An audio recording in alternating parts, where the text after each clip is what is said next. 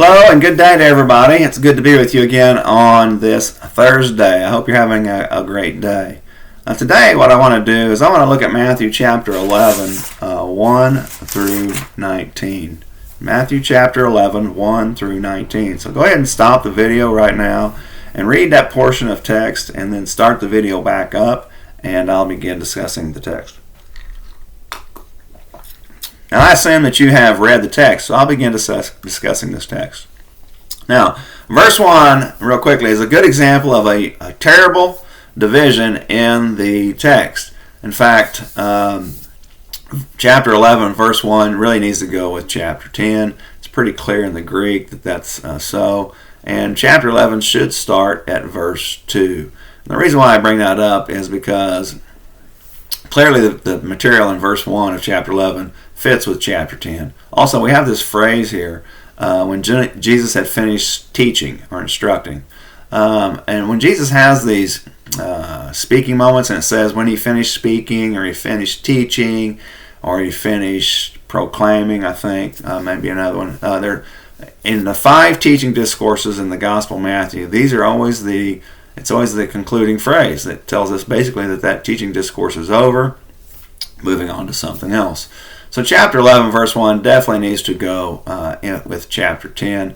The chapter and verse divisions, they are not part of they're not part of the earliest manuscripts, and therefore it's safe to assume if they're not part of the earliest manuscripts, then they weren't part of the original manuscripts. People would have included those when they're copying, but they're not there in the earliest manuscripts, so they weren't part of those original inspired writings. In fact, these divisions were inserted much later by an English preacher who just did it basically for help with referencing material in the Bible. And so it wasn't anything directed by God. It was human generated, and it was done by a preacher riding from church to church on horseback. I think around the 17th century. So, but verse 2 is where the clear break comes, and from there on, Jesus basically discusses the life of John the Baptist. So now John the Baptist, this is the end point in the Gospel of Matthew for John the Baptist. And we'll not hear about him again. There may be a passing reference here and there, but we will not hear about him again. And so he's in prison at this time. He really is a disappointment. And I say that because if you go back in the Gospel of Matthew, if you go back to chapter 3, this is the scene where John the Baptist is doing his ministry and where he baptizes Jesus. When he sees Jesus coming, John the Baptist makes the comment that it's not right for him to baptize Jesus, that Jesus should baptize him. And he also talks about being of a lesser significance than the one who is coming. So John the Baptist recognizes something very important about Jesus immediately when he sees him.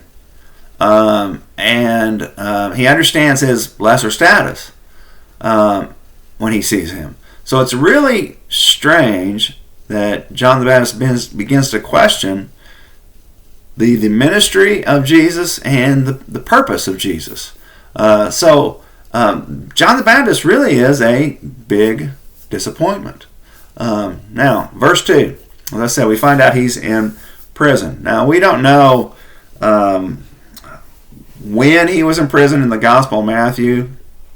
We do know that in chapter 9 that there are disciples of John the Baptist who ask Jesus, they confront Jesus and ask him a question about fasting. So they ask Jesus, why don't your disciples fast? And they say, we and the Pharisees fast, but your disciples don't fast. Well, why not? And I think it's safe to assume from that John the Baptist and his disciples are not following Jesus, because if they were, they would already heard some kind of instruction about this and they would not be asking. So it's odd. So I assume in chapter 9, John the Baptist is still active, doing a ministry separate from Jesus. I don't know why. Because in my humble estimation, John the Baptist should be following Jesus. And all the disciples of John the Baptist should be following Jesus. But they're not. Now, just a side note, real quick. We do later on in Acts, in the Acts of the Apostles, we come across some John the Baptist disciples around Ephesus. Paul does. This is in chapter 19 of Acts. This would be, 20 years, 25 years after the death of Christ. We still have John the Baptist disciples running around who don't understand the gospel. So it's not hard to imagine, I guess, when you understand that. But still, it's hard for me to imagine that John the Baptist, seeing Jesus and understanding Jesus in a way that others do not, does not follow Jesus and listen to his teachings. Regardless, in chapter 11, he is imprisoned, which leads John the Baptist to ask a question. Are you the one, or should we look for another? Now, why does he ask that? There's no telling. There's no indication from the Gospel of Matthew why he asks it, but I imagine he's asking it because he's in prison and he's wondering why Jesus isn't getting him out of prison. Now, John the Baptist is not that important in Christianity. He's important, I guess, as a closer, the last prophet in the Old Covenant. But as we go to the New Covenant, Jesus is the one who begins the New Covenant. He's as the Hebrews writer talks about it, he is the author of this gospel plan, meaning the beginning point, the source, that kind of idea. So, John the Baptist really is not that important, and Jesus is going to talk about that coming up. But still, I expect more out of this person. In fact, I consider him to be kind of faithless here. There's something lacking when he begins to ask Jesus this question. He should understand that Jesus is the one, and his ministry is valid, and his ministry is effective, and is doing some amazing things. But again, John the Baptist asks. So, why is he asking? That's the question. Well, Jesus answers him. He doesn't scold him. Jesus answers, and when he answers, this will be in verses 5 and verse 6. Verse 5 is really important. Verse 6, I'll separate it out and talk about it here in a second. But verse 5, Jesus tells the disciples, go back and tell John the Baptist this. And he has this stuff here. The blind receive their sight, the lame walk, the lepers are cleansed, the deaf hear, the dead are raised, and the poor have good news preached to them. All these ideas seem to stem from Isaiah 35, verse 5, and also Isaiah 61, verses 1 through 2. Now, this is not a citation of both of these verses, meaning like he cites one and cites the other. That's not what's going on. The Jewish people have been combining these texts in a way and then interpreting them in a way to project a messianic ministry. So they're starting to read into these passages certain things, and they're combining texts in order to do this. And one of the interesting things about the way that this text is used, verse 5, this combination of Isaiah 35:5 and 61:1 through 2, is that there's similar writings in the Dead Sea Scrolls, particular writing about Melchizedek. They had this idea Melchizedek was coming back to help them purify the land. But anyway, and so it was a messianic idea tied up in here. And so the Dead Sea Scroll people have this kind of idea also in their interpretation of a coming Messiah. But anyway, when Jesus says, go tell them this, it's obvious that John the Baptist should know. So it's something that he knows. So again, this is not just a text. This is a combination of texts, and it's the way that they're interpreting these texts. Now, verse 6 seems to be coming from Isaiah 8:14 because of the idea of being offended. The word for being offended there is the same word for that we get scandal from. In Greek, it's skandalon.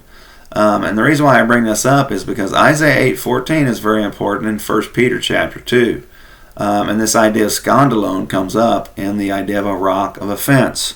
And so when Jesus talks about this, basically the idea is that anyone who trusts in him, Jesus, is not going to stumble or be scandalized by following him. There'll be a blessing. Even though people will maybe say terrible things about you following Jesus, there's a blessing in it if you follow Jesus and just don't let those other things bother you. Anyway, so very interesting how Jesus answers this. Now, all this stuff that he talks about going on in verse 5, Jesus has been doing these things, and he's also given his disciples the authority and ability to do these things. In fact, that's what happens in chapter 10. He gives this authority to do these ministries to his disciples. So this is a capstone in a way for what's going on in chapter 10. Now, verses 7 through, we'll go all the way to 15, or 16, I'm sorry. No, I'm sorry, 15. He begins to talk about John the Baptist. In fact, he addresses the crowd about John the Baptist. Now, he was kind of harsh, even though he didn't scold John the Baptist earlier, but he says, go back and tell him what's going on. But he never, he never openly scolds John the Baptist. He never chastises the disciples and says, why don't you guys believe in me? Why don't you trust in me? He doesn't do that. But here he's going to address the crowd, and he's pretty harsh to the crowd.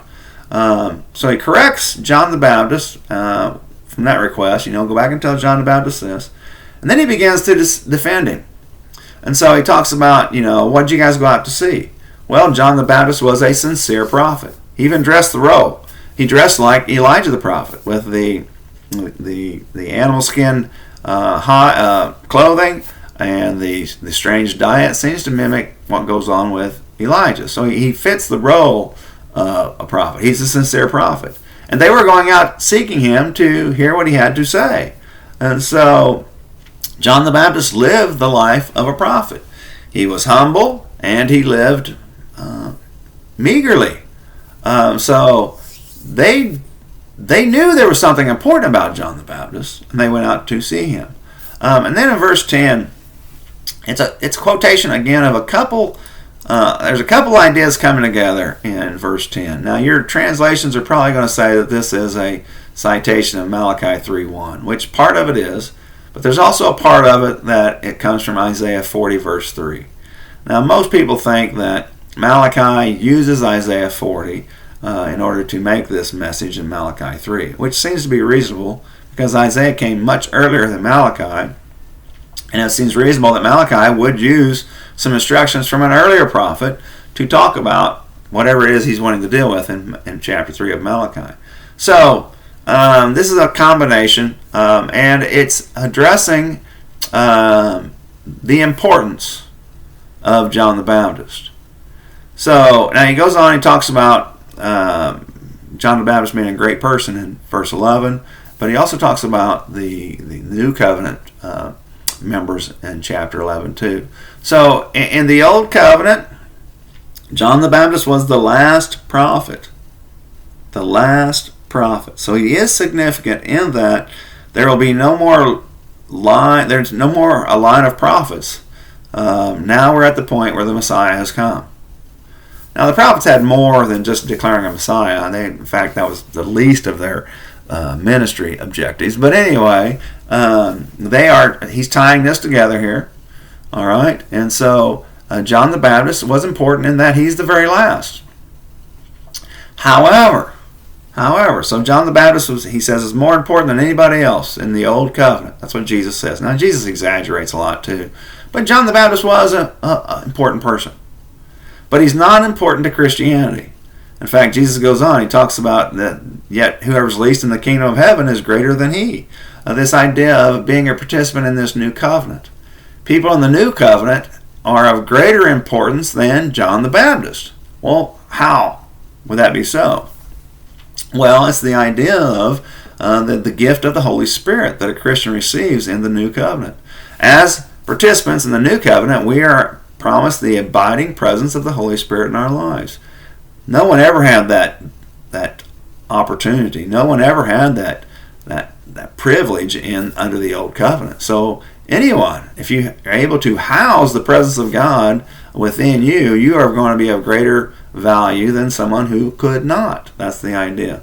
So Jesus does defend John the Baptist, but he also sets the record straight about his significance and how it fit into this overall, the initiation and introduction and achievement of the new covenant. How does John the Baptist fit into that? He doesn't.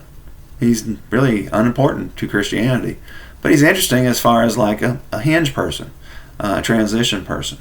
So now Jesus, after that, begins to scold the Jewish people, and he starts to scold them in verse 16. Well, let me back up about the Elijah here in verse 14. John the Baptist being the Elijah who is to come. In Malachi chapter 4, verse 5, it talks about a person coming, the Elijah, is going to come before the return of the Lord. Well, Jesus identifies John the Baptist as this metaphoric Elijah, that he fits the bill of what Malachi was trying to say. And he says he is the Elijah who was to come, who's supposed to introduce the coming Messiah. And basically he's saying, he came, I am the Messiah. Now, he begins to scold these people. And so he talks about playing flute, not dancing. We sang a dirge. You do not mourn. So it's the idea of celebrating during weddings or being sad and mourning during funerals. This is not, verse 17 is not a citation of a scripture.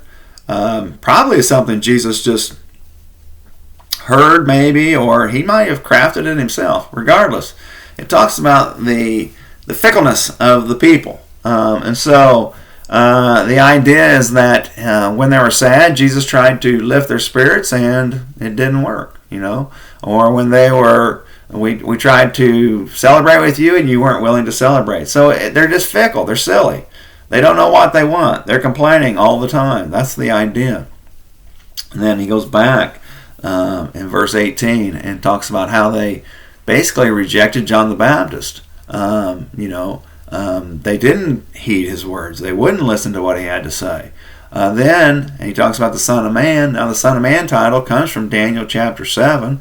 It's the idea of an exalted person. It's not the same idea of what we think about as Jesus, but in Daniel it's starting to move this way of understanding that the Messiah is going to be a much greater, a much different composition of a person than just a regular human. Okay, but Jesus defines this much more for us. But anyway, he talks about the Son of Man. He's talking about himself, and that he came and all he did was demean him. So God has been trying to do some amazing things for the people, through the people, but they continue to neglect it, and they continue to demean and neglect these important messengers, John the Baptist, and then later on Jesus.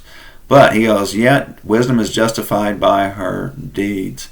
And so the idea of wisdom is, in Proverbs 8, there's a passage there that talks about how wisdom is associated with God. Okay, but it almost personifies wisdom as a separate being away from God. And sometimes people kind of project that onto Jesus and his ministry. The Logos idea is another idea that fits into this. But the point is this, is that the ministry of Jesus and what he's doing, his activities and everything that's coming is validating. It's validating for his purposes. And so what he is doing is validating his role as a Messiah. All right. I'm going to stop right there, and we'll pick up from there next week. The end of Matthew chapter 11 is quite interesting. All right, I hope you've enjoyed this, and I will plan on seeing you guys on Sunday, and I hope you have a great rest of your day and a wonderful Friday, and I'll see you on Sunday. Bye.